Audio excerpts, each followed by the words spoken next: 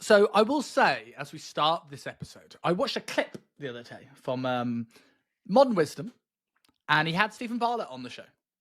And Stephen Bartlett says one of his tricks to dealing with fame, now he's become on the Dragon's Den, is that he never Googles himself. He's taken Joe Rogan's playbook. And Stephen, I'm very glad you won't be listening to this episode, because we're going to talk about your headlines. Now, I will preface this a little bit, though, because I don't hate Stephen Bartlett. Far from it, actually. I think he's a very good interviewer on the whole. I think he knows how to play the game. I can see why Social Chain made millions. The guy knows social media. The problem comes when it's A, potentially at the expense of confusing and scaring people about health, and B, when you're trying to make it out that it's completely a selfless endeavor, saying that what I realize is that health is the foundation of everything. And if I don't have my health, then I don't have it. And I'm not saying he doesn't believe that, but the way he's going about his podcasts seem like he's wanting views more than he's wanting then that health become a massive part of his life. What are your thoughts on the headlines from Diary of a CEO? The issue I have with the particular episode we're going to talk about is this is promoting the services and business of someone that he is financially invested in. So he's got a lot to gain from pushing the hell out of that episode. Now I get it. Unfortunately, we are in this clickbaity, attention-based world where, well, as Gary Vee puts it, an attention economy. We are almost guaranteed to get your business higher up the ranks, your profile higher up the ranks, more reach across all your social media if you grab people's attention in the way that works. Unfortunately, sound, smart, borderline boring advice is not the stuff people want to hear, even though it's what they need. They want, our brains are broken from 40 years of popular media, unfortunately. So he's just playing the game, right? That's all it is. But it brings into question that why doesn't every other podcast do that? You've never seen that I've never seen a trailer for a Rogan show. There's never been a trailer for Rogan. And Rogan's the biggest podcast on the planet. In terms of, I would argue to give a bit of defense to Bartlett here. I would argue that he never needed to, because he got in the game early and he became famous before he needed to. So Rogan carries the Rogan name. And I'm not saying Bartlett doesn't carry the Diver CEO name, because I think he's getting that way. Marketing was part of the reason why he's become where he has. Whereas Rogan didn't need to market because he was already established when podcasts went big. Potentially, right? But again, like as marketing trends change over time, maybe, I don't know, maybe that could have got Rogan more followers. I don't know, or less. Who knows? Because I'm sure it puts off as many people as it turns on. For want of a better phrase. Yeah, here's the thing I think with these headlines. It's like they seem to have gotten worse, and I don't know if they have, or if it's more because I don't really understand the things that will trigger busy business investor CEO people. So maybe they were always like this, but they didn't seem as bad because they weren't in my world. Yeah. But it seems like they're becoming like worse. And I also just don't think, and I'm going to use clickbait is a bad connotation. Clickbait just essentially means they are a title that makes you want to click it, right? You can be clickbaity whilst keeping your integrity. We played this game before, didn't we? I think we did it on the show, didn't we? Where we listed the podcasts we did that we had. Like, see if I can find that picture again, because I definitely sent it you, didn't I, on our chats? And like, I think it's relevant to sort of bring up again, because if we looked at Chris Williamson, and I'm a big fan of Chris Williamson, right? I would still say these are clickbait titles, but not negative clickbait titles. They make me want to click on them without creating fear-mongering, tribalism, and generally just have the right message. Strategies for living longer. I want to live longer. I want to know what those strategies are. Transform how your body moves with Kelly Starrett. I want to be more mobile. That sounds great. Science of fat loss. If I want to lose fat, I'll listen to that. Unlock the secrets of fat loss. by Thomas Delara and Jim Bro's Need to Evolve, right? They are very good eye-grabbing titles, but they are not at the expense, potentially, of... And because sometimes, because when I go onto the Diver CEO ones, we've got the scary new research on sugar. Calories are a total lie. That was Mr. Spectre again. They're lying about calories. Avoid these 4 foods. And this food is killing you. And here's the thing about these. And like, I kind of get it. Maybe Stephen Bartlett is playing the game a bit better than Chris, in the sense of he knows these headlines are going to get anger, particularly from the fitness industry, which comes back to my point of, is he actually doing this because he values health? Or he values investment in like Intil to help personal trainers create a living, because I've watched a video of why he's invested, right? Well, if that was true, you would want to make PT's jobs easier by cutting through the fluff and creating good information rather than making people more scared. But the one I would say here is that the last one I said, this food is killing you. That interview was really good from a great person I absolutely respect, who talked a lot of good stuff and actually didn't really do any clickbait at all in the show. But the trailer was made to seem that way. We also have Giles Yeo on there, right? A man who I'm quite ashamed, and I did call out, and I called out for good reason, for the calorie thing again on Stephen Bartlett's episode. But I've done a lot of research on Giles Yeo since, and he is brilliant. One of the most respected sort of looking at genetics and nature versus nurture and fat loss that you'll ever see, ever. And his points are great, but he will go, what is the thing that's going to rile up the internet the most? And maybe it is necessary. Maybe it's the reason why I won't go viral. But I just feel this. I don't want to. Me personally, don't want to sell my soul and make people more confused about this topic that they're overwhelmed with, because I don't think those titles or those trailers actually help anyone lose weight. No, which is surely the aim of providing weight loss information online. You would have thought, but it's not the case, and we know that's not the case, and we know for the length of time we've been in the industry, and I'll caveat this in a second, but for the length of time we've been in the industry, we know what works for fat loss. Most of the time, a large percentage of the time, we know what works, and it's not going to be anything new that suddenly appears in the last 2 years on the flipping podcast, or something that's going to be revealed in the future. But to caveat that, Tim Spector, legit scientist, right? I'm not taking anything away from him. I'm not saying he's completely wrong. I'm not saying he's dumb and he's misinterpreting information, although that may also be the case. I'm not saying his opinions are only formed from financial gain, but that may also be the case at the same time. Information. Yeah, He's spinning information to his favor.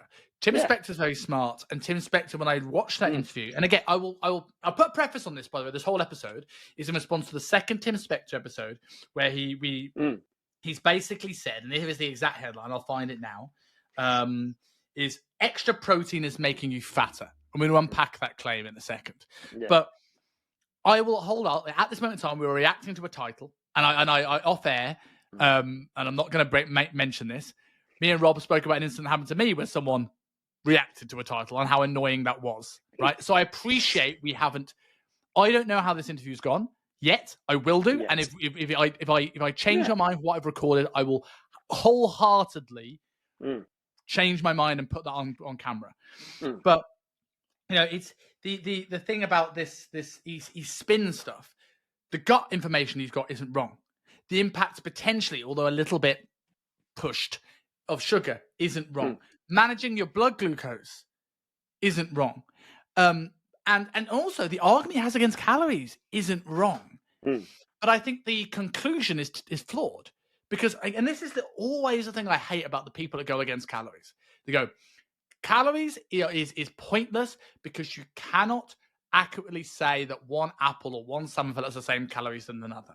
Or that calorie counting is inaccurate because there's a 20 to 30% difference on the label. Or people underreport 40 to 50%. I'm like, okay, all right. The tool is flawed. But it doesn't mean that calories in versus calories out isn't an irrefutable science. It just means that people are bad at estimating that. It still doesn't change the fact. If you put someone in a lab and fed them yourself with stuff that you however you did this, scientifically made sure were the right calories. You put everything through a bomb calorie limit and you only ate smoothies. People, they would lose weight 100% of the time. So this argument is like people thinking, oh, well, calories doesn't matter because of this. Well, actually, calories do matter. It's just that there are more things involved in it. Do hormones mean that calories are pointless? No. Hormonal output will affect your calorie equation. They will affect your BMR. They, NEAT, things like this. Like, yes, these don't refute. They are part of an equation. It's like, I don't need to eat food to lose hunger. But then you start talking about actual individual foods. You know what I mean? Like, it's just, I'm ranting, but you get my point. For those who maybe haven't seen the trailer, what are some of the claims he makes? He says eating too much protein will make you fat. Excess protein is just stored as it is. I believe his paraphrasing, but I believe his words are along the lines of excess protein just turns into sugar and fat.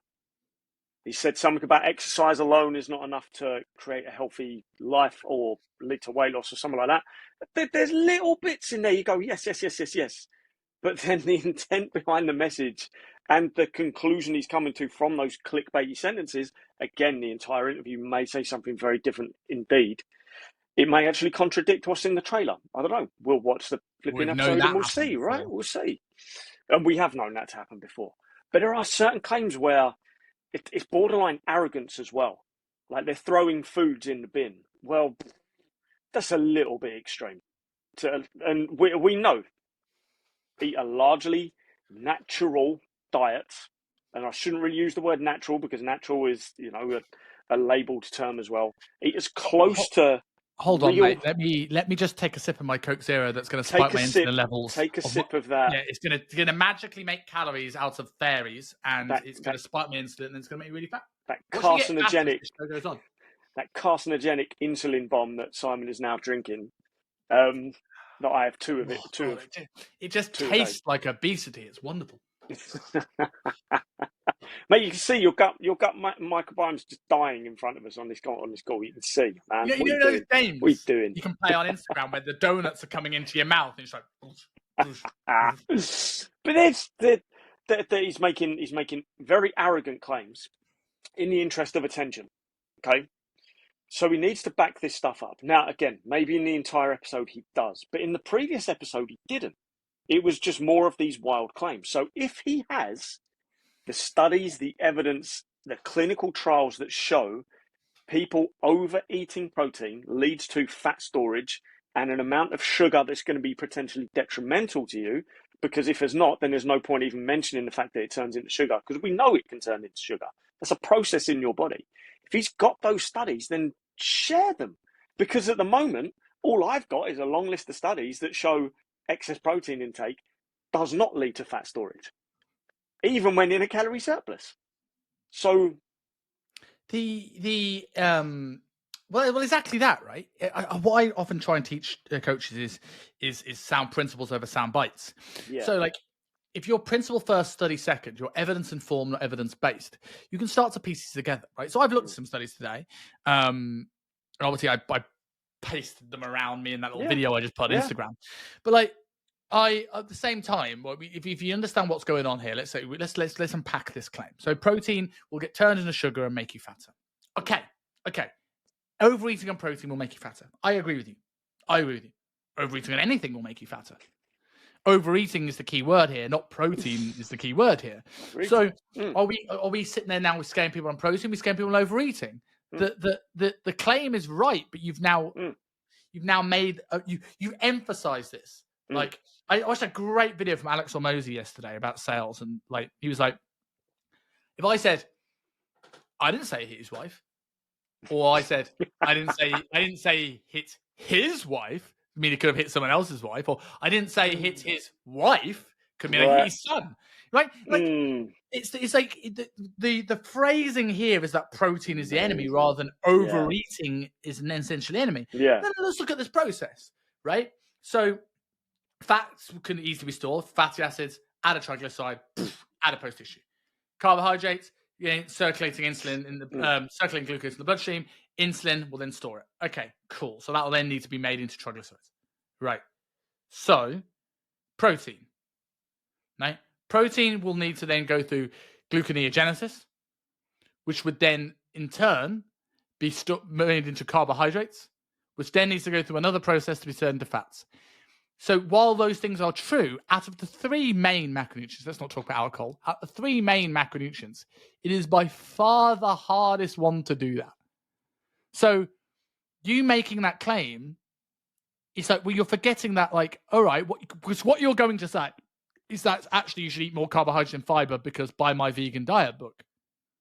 Because he likes more plant-based foods, right? And I don't know if Inspector is actually a vegan, but he's a primarily plant-based guy. Heavy plant-based elements to his methods and his company, which I'm not necessarily saying is necessarily wrong. But here's your thing, and we can make a very quick thing here. One, that protein is the hardest macronutrient to be metabolized as fat, and two, well, has there an agenda here? Well, the argument is going to be from his last interview. Why do we need protein? So now he's come back on to go, no. You don't need protein. You need my book. Yeah. It's worrying. It is worrying because it is people with a large audience and incredibly extended reach playing with a culture that is only going to listen to a headline. And so now what are people going to do? Well, people will potentially listen to that entire podcast just to get to the bit where he's throwing food in the bin so they can go, right, I'll never buy that again. Where they'll end up buying it again anyway at some point because they'll just end up hungry. They will eventually go to his company's website and realize they can't afford that service. So, might as well just get that shit out of the bin and eat it again. The the things such as they'll just not worry about protein then. So what will they do? They'll increase their carbs. They'll increase their fats. They will. The first image I had when I used to think, because I'd read it years back, that excess protein intake will make you'll store all that as fat as well. The first initial image I had was, well, yeah, of course, because people don't just exclusively eat lean protein.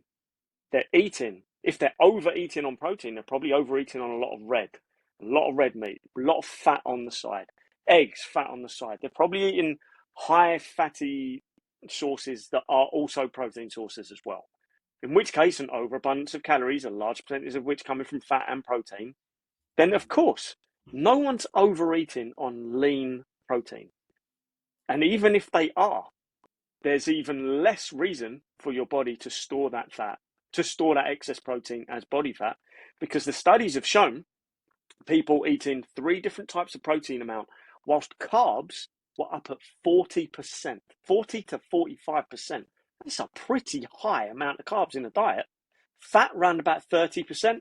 The lower protein groups got a higher fat intake. So now suddenly we've got low protein, high carb and high fat. And those people still gained the same fucking amount of weight as the high protein group. And in fact, as we said earlier, of course, overeating is going to make you fatter, but it's going to make you heavier because you're not always just storing body fat. You're increasing lean mass. And it's not always just muscle. Doesn't mean eating a high protein diet and overeating calories means you're going to be hench. You're going to increase lean mass. That's everything that is not body fat. So that's your water, your bones, your organs, everything else on top.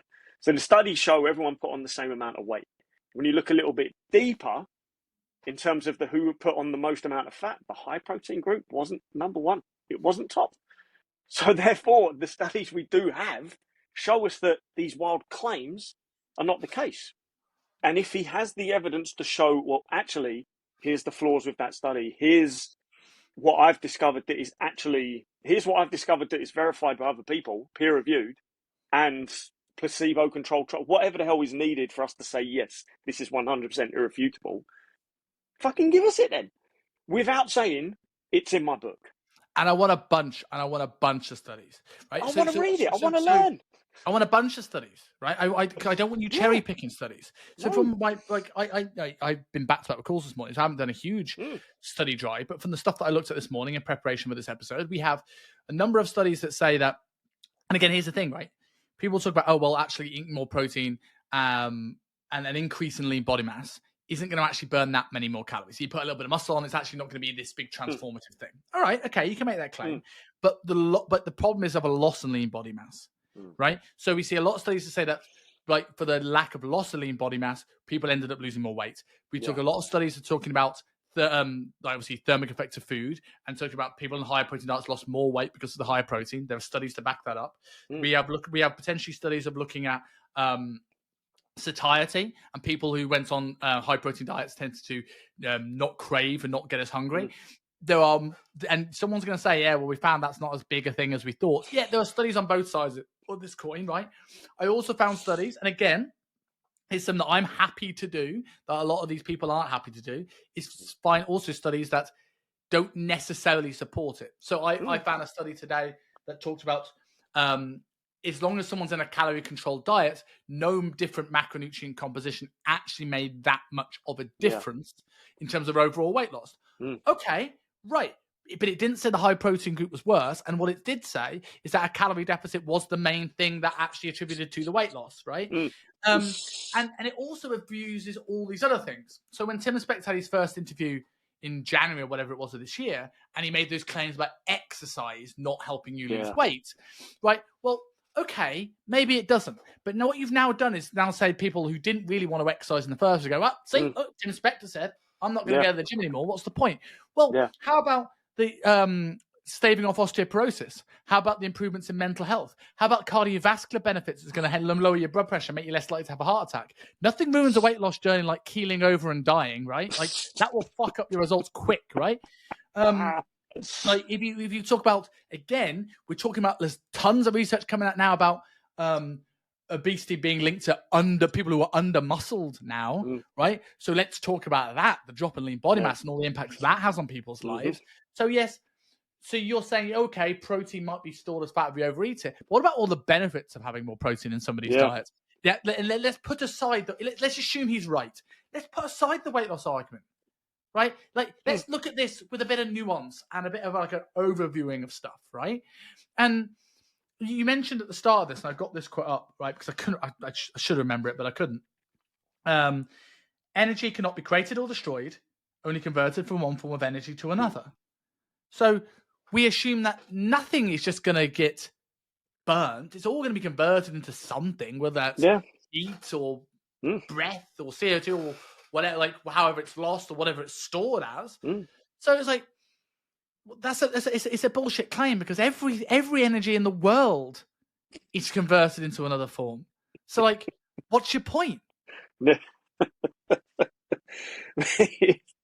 Like the deeper we go into it, the more ridiculous it becomes. But because we've got that critical eye to look and go, now not everyone will do this. I love to learn a subject. I absolutely, if I'm passionate about it, my God, I'm going all in, and I'm reading everything. I want to read the stuff that promotes this idea, but I also want to read the stuff that allegedly debunks it, or just argues it, or promotes another way.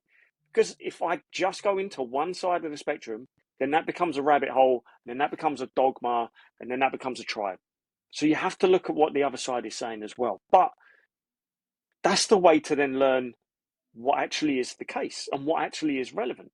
Okay, so one side says calorie counting is the best way to lose weight.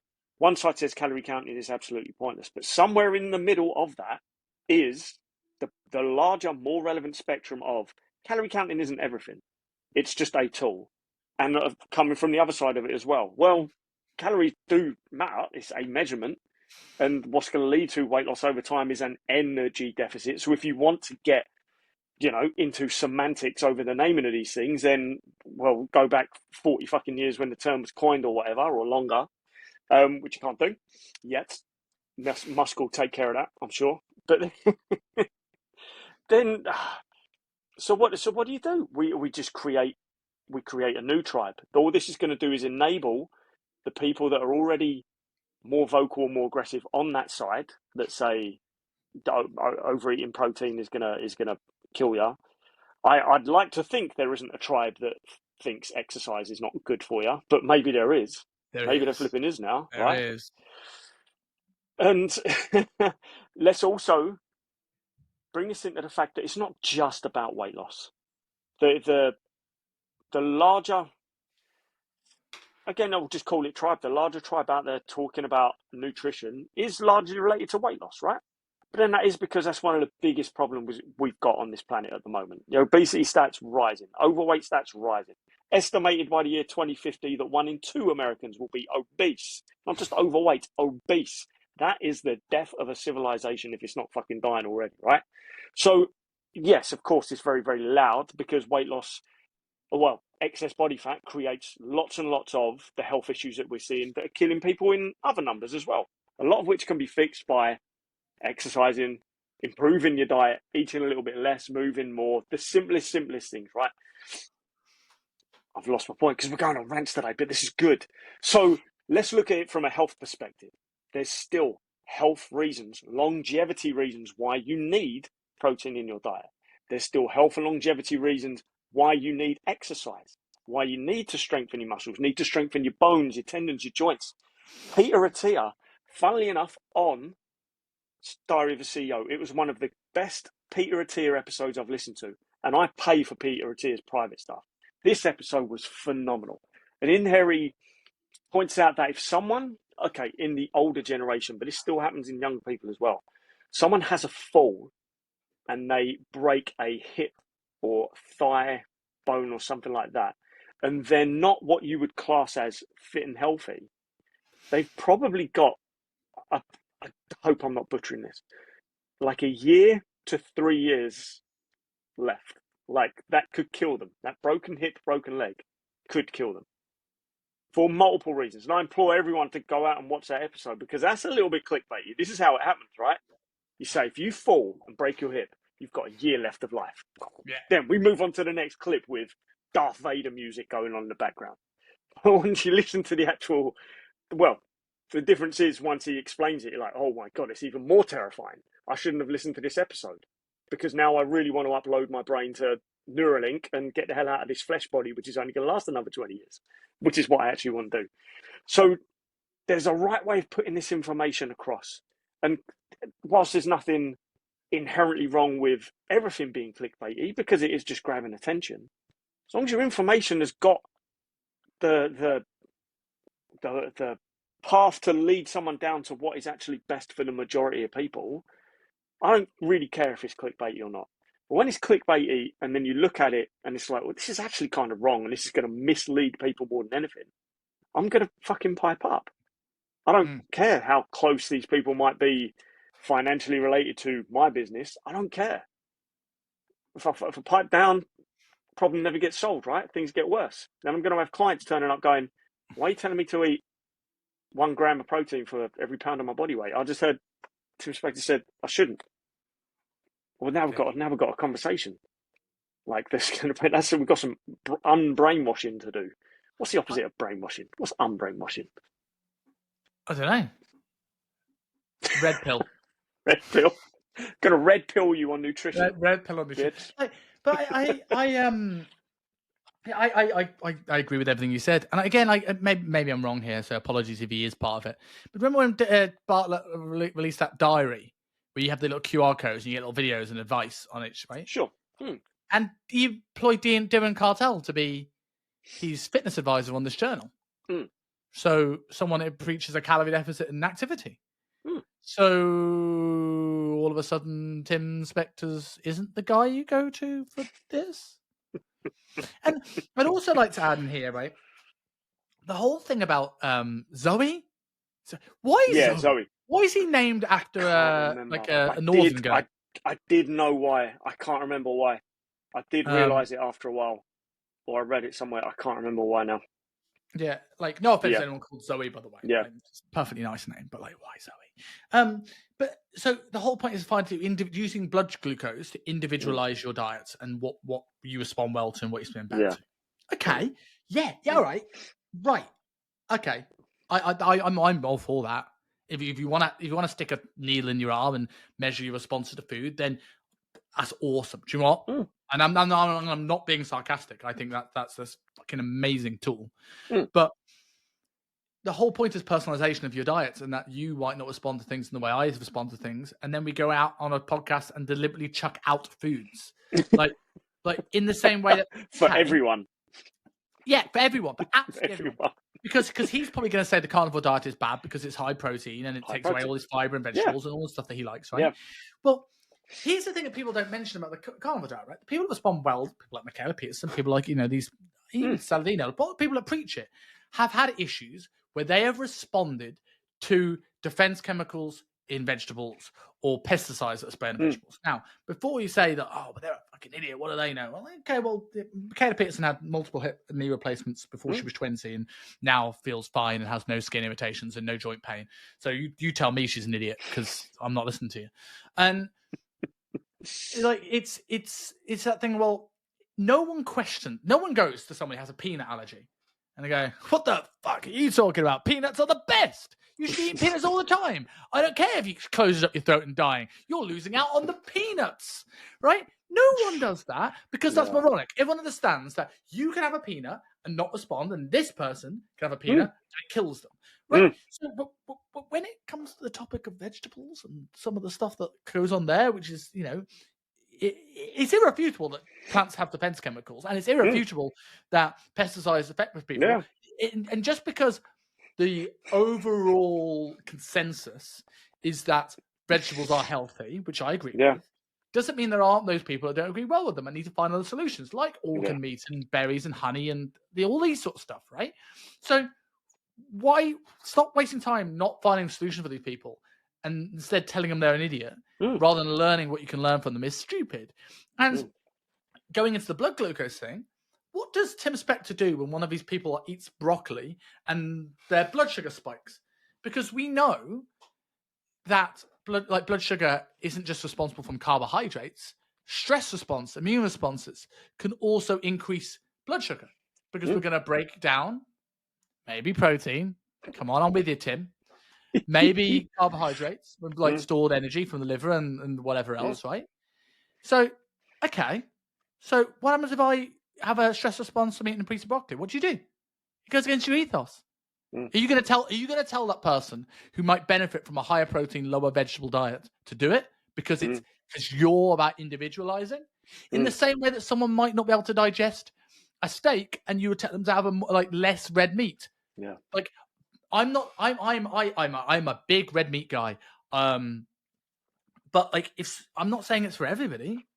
You should be looking to individualize this approach by if you've got the technology like Tim has, and he has, to be able to look at this stuff, you out of all people from the research you've seen should be more on the fence with this and be looking at the averages. I tend to see that more people respond to X than Y. Yeah. I would have much more respect from you going, Diet Coke's killing you. Okay. Who responds bad to it? Who doesn't? How often is that? Yeah. But one of the big issues I have, and I will wholeheartedly apologise if this is not the fucking case at all. I'm seeing a lot of people walking around with the blood glucose monitor stuck into their arm, right? From multiple companies doing it, right? Large percentage of those people are overweight. It's fairly obvious what you need to do. The blood glucose monitor is not going to tell us anything revolutionary. I also see the efficacy more so for people that have got down to some level of leanness and want to know if there maybe is some sort of food intolerance, metabolic disorder, something along those lines. Because for the large percentage of overweight people that are wearing those monitors, it's all going to say the same fucking thing. But what you said there about what's going to happen when they see their blood sugar spike from protein or broccoli or whatever the hell. As far as I understand it, with this particular company, you're given the monitor, but you're also given their muffins to eat at certain intervals. Okay. And this will measure how your body responds around those muffins, right? Okay, cool, I get it. That makes sense for someone who's already lean, already active, already probably has stuff in check. For someone who's overweight, they've already got a fucked up diet. What's that muffin going to do? I don't see how the muffin shows anything different to what the rest of their diet is doing. Now, again, if I'm completely wrong on all this and that's not the practice, I will apologise. If someone's using it and can actually explain to me what the real process is, and not so long ago, I looked into it. I'm big on getting my bloods done. I'm big on looking, especially as a 40-year-old male, what is actually going on inside my body. So I wanted to look at that, and I looked at Zoe as an option. It turns out I can't afford it, so I'm not going to go down that route. I'm not going to order the monitor and stuff like that to then find out something they're probably not going to tell me unless I pay for their service that I can't afford. I'm not going to do that, right? And I think it is very important in this day and age to look into your health as far as your budget allows, even though most people need the same basic stuff. But that bit just confused the fuck out of me. If most people are overweight because they've got a poor diet and they're overeating on carbs, overeating on fats, blood sugar's going to be all over the place, insulin resistant, what are these muffins going to show in their blood glucose that their normal diet isn't going to show? For a leaner person, more athletic person, has their diet in check, where there's going to be less irregular blood sugar spikes across the day, then it makes total fucking sense to me. Absolute sense. You could potentially make an argument. Again, maybe this is actually. But do it, because this is where I could be wrong with my limited understanding. So make that argument. I might be leaning into your point here, but generally, this is something that Luke Lehman spoke to me about recently, which really got me thinking and went down a wormhole in terms of studying. But on the whole, that if you think about someone who's morbidly obese, right, they have no issues mobilizing body fat. Maybe because there's a little bit of stress, there's always this adrenaline, noradrenaline component in them, and not always. Maybe they're unhealthy, inflammation, things like this cause a stress response. That will help mobilize fat from the cell because they've got it. They're always having this turnover and mobilizing fat from the cell. So this is why you'll often see people overweight have high things like high triglycerides and high lipids in the blood, because they're always mobilizing fat from the cell. So mobilization isn't the issue. But then their problem is now oxidizing that. So that's why improving someone's aerobic health and things like this is maybe better for people early on, and fat burners are pretty useless. But if you get someone that's leaner, they don't have as much fat to mobilize, their problem isn't oxidizing because they're probably already pretty healthy and you need to mobilize more. And then you might want to give them things like a stimulant and fat burner and stuff like this. So maybe you can argue that the bodies of people who are overweight because of more insulin resistance. But again, I would argue that actually makes things less accurate from a blood sugar perspective, because these things, this isn't going to be working as well as it should do in the first place. So I agree with it. I think here's, and again, regardless of this, right, we can go into the science of this.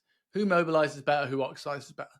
But if I had this bottle and I poked a tiny little hole and the water was just dripping out, drip by drip by drip, or I poked a slightly bigger hole and it was moving more. But if I'm pouring a pint of water into this every 2 seconds, I'm going to be filling it up quicker than I am emptying it, even if I make it slightly more efficient. So we don't irrefute this calorie deficit. And I think one thing I really want to get rid of is people in education or health space grouping terms.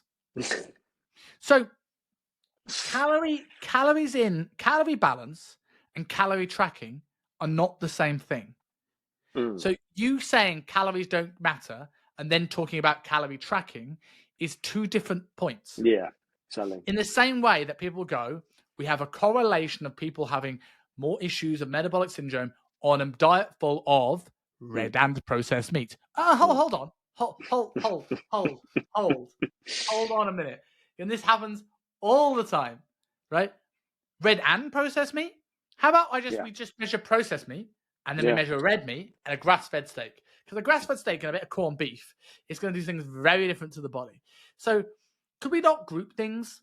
Could we actually be specific with this? The whole point of scientific studies, in my mind, is to control as many variables as possible so you can test a specific hypothesis. So now if you're grouping things together, I've now poked a flaw in your argument. So how about we make the effects of grass-fed steak on blood lipids in 800 healthy males? Cool. Good study. I want to know what that is, right? And if it disagrees with me, then I'm fine. No problem. But if you go, the impact on health of red and processed meat on 5 humans is a terrible study.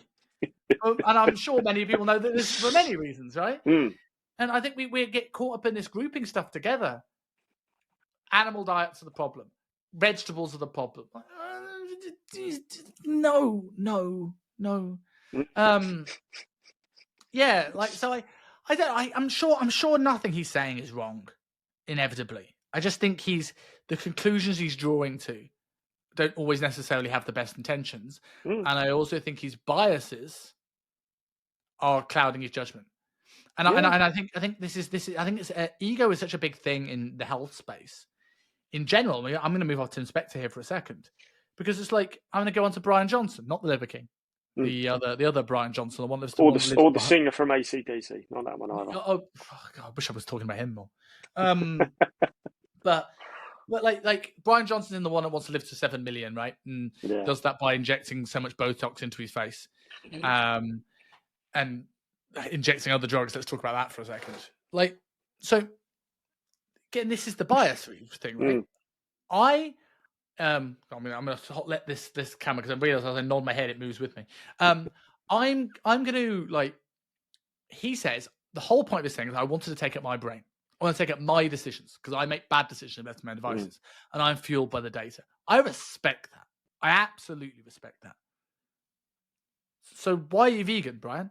And if he came, and I'm not saying vegan isn't the way, if any vegans is this, if he came with, look, this is the data we've done, and this is why we think I will respond better to a vegan diet, and again, this is about him, this is an independent individual study, than a meat diet. I'll be like, okay, I'm on board with that. But what does he always say? Preference. Hold on. You said you didn't want any of those. I'm in a calorie deficit because my study has done is healthier. Okay, why are you on TRT? Oh, because I'm in a calorie deficit. Well, then isn't there an argument to maybe not always be in a calorie deficit? Like, if my goal is to find the healthiest longevity-based diet, if I'm having to fill myself full of drugs to keep this going, is it actually the healthiest diet? Are you coming to the right conclusions, or is this about you living to 120? Like, and I feel with so many people, I'm not saying I'm any better. I have my biases. I'm not a big fan of vegetables, and I love red meat, and I'm not a great cook. So, like, moving into some of these avenues, and like, I find the research on carnivore diets interesting. That's why I know a little bit of the nuance behind it. Because eating red meat and bacon and butter and all that sort of stuff really appeals to me, right? Eating like cauliflower pizza doesn't. So I'm going to study more of that. But I'm also aware enough to admit my biases and be happy to be proven wrong by someone that spent more time on the other side of the coin. Yeah. But I think I don't think I make bold claims. The Brian Johnson Stephen Bartlett episode, like, just putting this out there as well for anyone that might think, God, maybe these guys just don't like Stephen Bartlett and they're jealous of him because he's got big audience, whatever. He has some incredible guests. He has some of my favorite podcasts of all time, including Russell Brand's one, which I thought was fucking amazing. The Brian Johnson one, I had to listen to it. I was like, why is this guy doing it? Why does this sound like this geezer is taking away the most essential elements of life in order to extend his length of life? I don't get it. Had to listen. Mind was blown away. The commitment this guy's got to his cause, fantastic. What irked me at the end, which is a fantastic word, what irked me at the end was then finding out his reasons why he's doing this. So it's not a case of he's trying to show humanity what the healthiest diet is or anything that's actually going to help anyone on this planet whatsoever, unless you are a multi-million seed capitalist, whatever the fuck you call it, venture, whatever the fuck. I don't know these terms because I'm not one. Venture capitalist. Then cool. Fill your boots. That's amazing. But I mean, did you watch the episode? I have watched the episode, yes. So he comes out at the end saying that he wants to, take back control of his decisions and live forever, with the dream that maybe AI is the thing that will take over the planet to fix the biosphere, the ocean, the forests, and all that. So I'm like, so what's the end goal of the human experience then? We're just meant to become what? What are we doing? Because if AI is taking care of everything else, what do we do? What do we do now? His thing is a stalling experiment, and I will caveat here, like you said, like I made that point. So I am jealous of Stephen Bartlett's audience, and I'm all fans of this. and I at any point, I am not calling out Brian Johnson, Tim Spector, or Stephen Bartlett. Like, but we are, but we're not. In the sense of like, I think like if I had an interview or conversation, maybe when the cameras weren't rolling with Tim, I would learn tons. The guy is incredibly clever, has some very fair points. He knows more about the gut than I'll know, and that's cool, right? But on like in the same way that Brian Johnson, I admire that commitment, I admire that drive, I admire the cause in a way, even if it is a stall tactic. And I have no problem with him choosing to be vegan.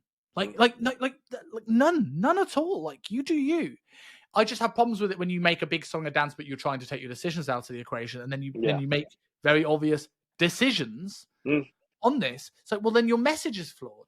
And like and again with Bartlett, it's like my I get annoyed more with people that I feel it's a shame. I feel like if I didn't like somebody, they wouldn't even. If I adamantly don't like somebody, we probably won't do an episode about them, right? So, like we've spoken about Andrew Tate, for example, right? My opinion, I think I said this on our last episode, but I've not. I definitely said this to you outside the recording. My opinion of Andrew Tate has slightly changed. I've never considered myself a fan per se of Andrew Tate, but I liked a lot of his message, and I still do a lot of it. But I'm starting to come around the idea that he's more guilty of stuff and he's a bit more of a prick than I thought. And like, that's just growth. And it, like, but again, if I adamantly didn't like him, probably wouldn't mention. Right? It's like in any way. And the people are well-rounded. And I quite like Bartlett. I'll watch Dragon's Den for Bartlett. I think he's smart. I think he knows what he's talking about. I think he knows the game. He's playing us. We're talking about it. This is going to feed more clicks to him more than it will feed clicks to me. And the thing that annoys me is that like you have the resources, the ability, and the reach now, thanks to Dragon's Den, that you could get as many views, I think, without doing this. Yeah. Without selling a little bit of your integrity to push clickbait titles. Because like let's compare this, right? Because this is a good example. How many, and I reckon it's more. But if I go to Diver CEO, I see how many followers. So he has 3.5 million followers on YouTube. Chris Williamson has 1.3. Right, it's okay. So he does have more. But like, is it this element? Like, and again, I don't know if any of you are massive YouTubers. Tell me this. Like, I'm assuming it makes a big difference to his bank balance. But this guy doesn't need money anymore. He's set for life, and after a certain amount of like money, it's like it doesn't buy you more happiness. There's a leeway where you don't have to worry about money anymore, and then it's just more stuff. Does YouTube followers, when you don't need the money, equal that? Because I would say that getting to 1.3 million without having to do this is a damn impressive trait. And I reckon Bartlett could at least get to 2 million without these fancy clickbait titles. Yeah, massively so. It is a case of like, God, he should know and he should do better, and he sometimes plays the fool on there. It was Tim Spector's first appearance where Bartlett said the exact words, God, this is all so confusing, isn't it? And it's not. Nothing on that episode should have confused you. On the Peter Attia episode, Peter Attia was going into the 3 ways to restrict your diet so you end up losing weight. 1, caloric restricting, dietary restricting, the method that you're following, or energy restrictive, sorry, not caloric, because, people are going to say calories don't matter. Energy restriction, dietary restriction, and time restriction. The only 3 things you could ever do with your diet that could potentially lead you to lose weight. And they got onto calories. And Bartlett said, calories. Controversial term. And Peter Attia put it perfectly. It shouldn't be. It shouldn't be controversial to use the word calorie. Because as you've already said, we're grouping terms. People are taking the word and just putting their meaning behind it, their agenda behind it. So part of me thought, when I first heard that, I was like, fuck yes, Pete. Come on, lad. That's how you do it. Like, almost like a bit of a pushback against Bartlett. But at the same time, that's a question asked on Bartlett's podcast. That is now going to help, hopefully, a lot of people who might have listened to that bit and gone, well, actually, wow. Okay, maybe it's not controversial. This guy really seems to know his stuff. Incredibly knowledgeable. Again, that episode was just incredible. I've listened to it twice, and I've actually got it lined up in my list again for a third episode. It was full of that good information. So he has the opportunity to push back, to question. I think one of the reasons why I'm so into Rogan's podcast is because he has Jamie on there. He has someone that can bring something up in seconds that either backs up or refutes any claim that anyone makes on that show. And he's not scared to do it in the slightest. He's not scared to do it, and he never cherry picks. Never cherry picks. Always say as well, when, like, have you ever seen, like, I'll just go on to Rogan before I make my point, but like Rogan when he has Alex Jones on. Of course. That is what I know. Of course, I know you've listened to this, but for anyone that hasn't, and if you, regardless of what you think of Alex Jones, right, go and listen to an episode of Rogan with Alex Jones, and you'll see what we're talking about. Yeah. Because Alex Jones has been right about a lot of stuff. He's wrong about a lot of stuff too, right? But what Alex Jones does, he rambles and he doesn't bring notes. Yeah. So he literally goes, no, like 9/11 was a hoax. They're making the frogs gay, and like fucking like, Alex, shush, calm the fuck down. Right, what we're talking about. And he will call stuff out. No, let's look at this. Let's find the research on this. And sometimes Rogan he gives him the floor to speak and finds the opportunity for them to be right. Right? Yeah. He's open-minded. He's happy to be wrong. But at the same time, if it's wrong, he has no shame in calling someone out. And if we take Brian Johnson's episode with Stephen Bartlett, like, and I don't necessarily criticize Bartlett for this. Some people do, but I'm going to bring it up and I will say, I don't criticize him for this because your job as a host of a podcast is to not sit and have an argument and a debate with somebody. Is to give the floor to somebody to talk about their ideas. And I've done this. Like, I've had a lot of guests on that I've wholeheartedly agree with. I don't think I've had anyone I absolutely disagree with on yet, although I'm more than welcome to. That'd be interesting to do. Yeah, I've had people that I've disagreed on certain parts, and I'm there to give them the floor to speak. I'm not there to make them come round to my way of thinking. I asked you to be a guest. Right, like, so, like, talk to me about your experience. But if you look at like the Bartlett one, he doesn't question anything that Brian Johnson, any of the he talks about the stuff that's great, and then doesn't ever go into the pushback. And and I think that's a shame. Not because I think Bartlett is a cop out from Bartlett. Bartlett's doing his job and he's doing it very, very well. He's a good interviewer. But a lot of people that will come onto the show will want someone to ask that question. And to give Brian Johnson the opportunity to answer this. Like, I would wholeheartedly say that I'm a relative fan of Brian Johnson. And I think I wouldn't want to live his life, but I think some of the stuff he's doing is coming up with some incredible research. Some of it I agree with. Some of the awareness on sort of mono and polyunsaturated fats and the benefits of that on things like inflammation, brain health, and things like this is more, should get out there more. And if he's the person that does that, fantastic. So, but some of those people want those little things questioned, like, well, why are you a vegan? Why are you doing this? And he might have an amazing answer. And he says preference, so I don't think he does, based on his other thing. But he gave an incredible answer. And in fact, you didn't ask that. You now had people going, well, this is just an advertisement. It's a billboard. Yeah. And when he went on Modern Wisdom, he went, okay, we've got to ask, why the choice of being vegan? And he called him on it. And it wasn't criticism. It wasn't, I'm going to have a debate. It was just like, hey, I want to ask you about this. Because people will ask me about this. And that's the stuff I like. I think, to finish this episode, I started this episode and I said, I don't know whether he's become more clickbaity or is it because I didn't understand the world that he was in when he was doing the CEO stuff. And I got into Bartlett and I loved it. It became my favorite podcast for such a long period of time. And it still is one of my favorite podcasts, Bartlett. Like, I know you don't Google yourself, but like, I do this with love. I don't like the clickbait titles. I don't like some of the fear mongering and tribalism, but you do have one of the best podcasts on the planet, and fair play to you. First episode was I Have a Secret to Tell You. I don't going to count that because that's a solo episode about starting. Okay. Overcoming depression, burnout, anxiety, and insomnia with conquering anxiety.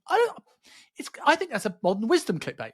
That is, in my opinion. If you disagree with any of these, then say so. I think that this person has conquered anxiety, in his words. We're going to find out how. Why you feel like shit, I don't mind that. It's not saying you feel like shit because of this. It's why you feel like shit. Let's talk about it. Yeah. She cheated on me and that's not all. Okay, like that's his story. right? Like you can't get angry about someone putting a clip out of their own story. Yeah. Building confidence in an empire, selling Matchroom for $5 billion, inside the world's greatest minds. My dad was a heroin addict. Succeed in life and work. Fall asleep instantly. Motivation hack. This kills your creativity a little bit, but again, it's not masturbation kills your creativity or porn kills. It's this kills. So it's still, and again, this is what modern wisdom does more, right? It's creating buzz, but they weren't like creating anger and frustration and tribalism. Yeah. If you went, I didn't even mind so much it was like, what you're getting wrong about health, or this is what's killing you. But if you went, protein is making you fat, calories are a lie, sugar, the new scary research on sugar, we are blaming something in the headline. Right, and that's where I think it's changed. What do you think? The rules of marketing have been around for a long, long time, and they're still very relevant because they work. But like any industry, it adapts. The people that are best, absolute best at marketing, are not using headlines such as "the shocking truth behind," what the XYZ doesn't want you to know, or secrets that so-called industry is keeping, whatever the hell. Like, this is like basic, again, clickbaity, whatever term you want to use, kind of early 2000s type marketing. Real marketing that is fully selling to you is way more sophisticated than that. Way more sophisticated than that. And to say something a little bit nasty, I don't fully mean it. Maybe that's the majority. Maybe that's the market intelligence of Diary of a CEO. Maybe that's what works, right? And I'm not saying there's anything wrong with that. And I'm not saying everyone who listens to Diary of a CEO is unintelligent. I'm really fucking not. I think if you are listening to something like that, you're probably more concerned about your health, your intelligence than multiple other podcasts out there. Do you think it'd be a good marketing term for short form? So, like, if I'm creating an Instagram reel or a TikTok, me having a hook, because I see a lot of YouTube shorts. What the X doesn't want you to know about this, and I, in a way, I think maybe that isn't a bad solution because you need a hook. Why do people spend more time on someone's video than mine? I'm not great at hooks. Whereas you'd think with long form content, people you've already kind of self-selected people that aren't going to come for the. It's people like. If I listen to Modern Wisdom, not because the titles grab me. Why do I listen to Modern Wisdom? Because I like the interviews. I like Chris. I like the guests.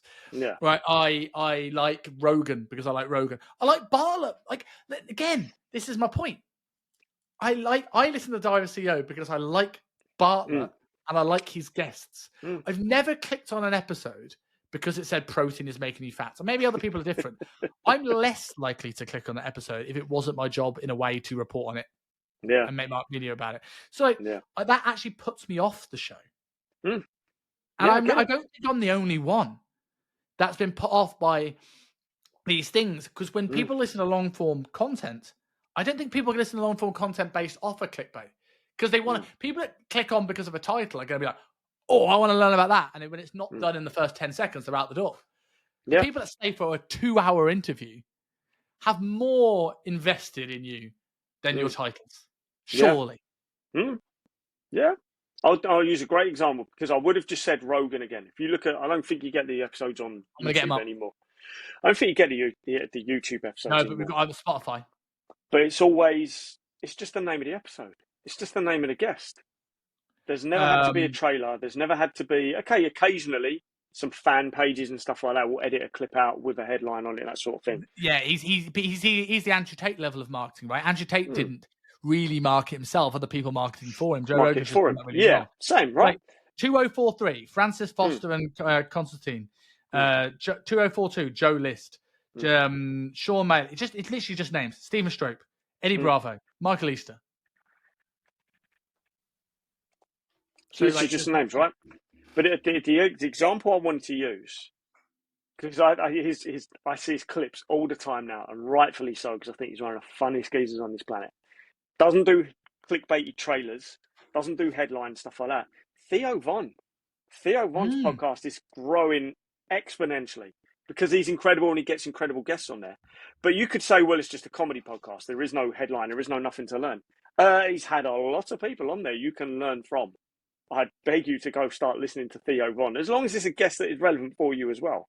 Yes. Like, it's not just a comedy podcast. He's interviewing, he's learning, he's being Theo Von whilst interviewing. And giving people a platform, like you say. He's not having to do this. I think it comes back to that level of markets. I shouldn't say intelligence. I should say sophistication, and don't necessarily think that that's a negative phrase if you don't have sophistication in the classical sense of the word. We're talking about awareness of a certain issue and how to fix it. That's what I mean.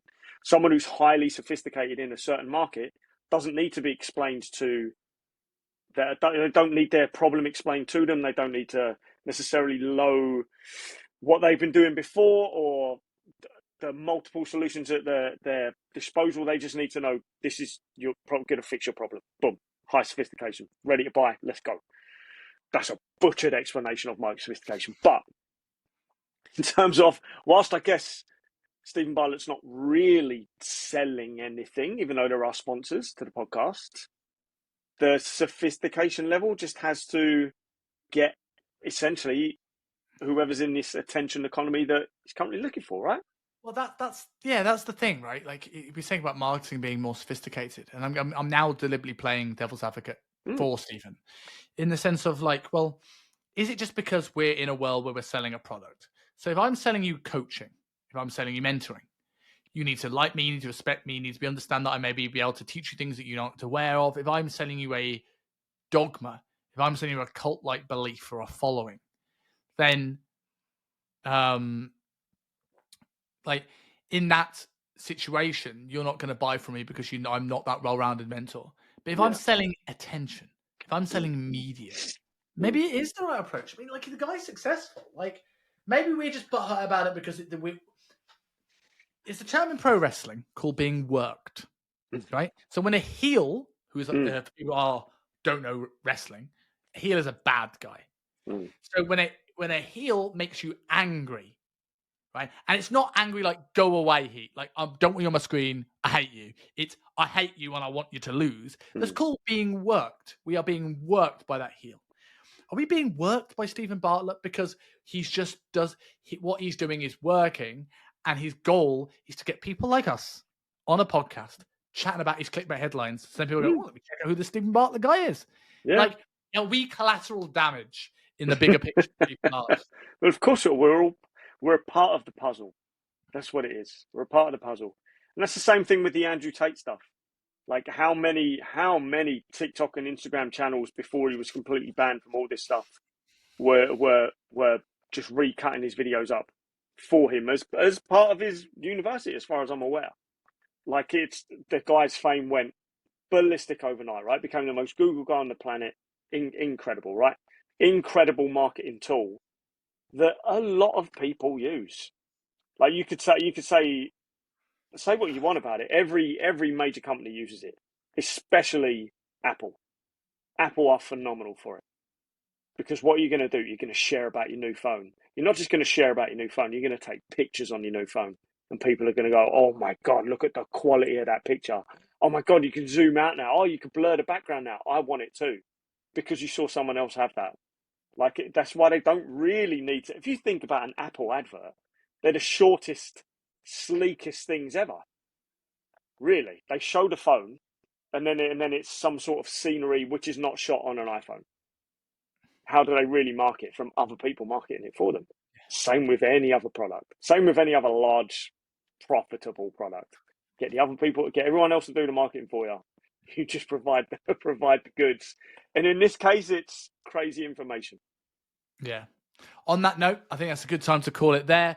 For people who want to find your clickbait titles, by the way, I will say this as well. I gave you a shout out in my last sort of Power Hour call in the Supercharged group because they were talking about it wasn't an Instagram shout out. It was a private group. We were talking about, as I said before, about like getting your own personality across. I said before we came on air that I might get a Triple H axe figure, do a video of that, talk about some of my interests. And we were talking about, I went, go and follow my bud Robb at Fat Loss Fastlane, because you're really good at putting in your own personality and what you like as a 40-year-old man. So, things, TV shows in black and white and things that were good on when you were a kid.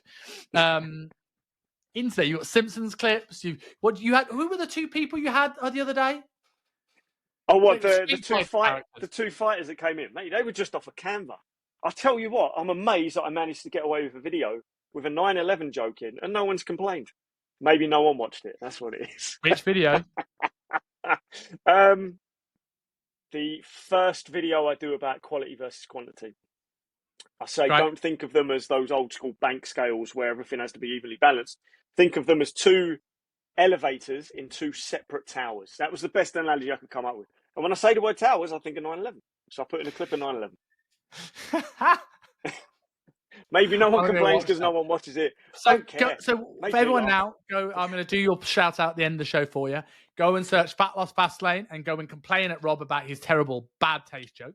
And then when he's cancelled, right? More eyes are going to come on this show, right? Because we know what happens when people are cancelled, they go through the roof. So what if you're watching this in the back end of 2023, you will catch us on Apple, Spotify, YouTube. If you're catching us in 2024, we'll probably be on Rumble.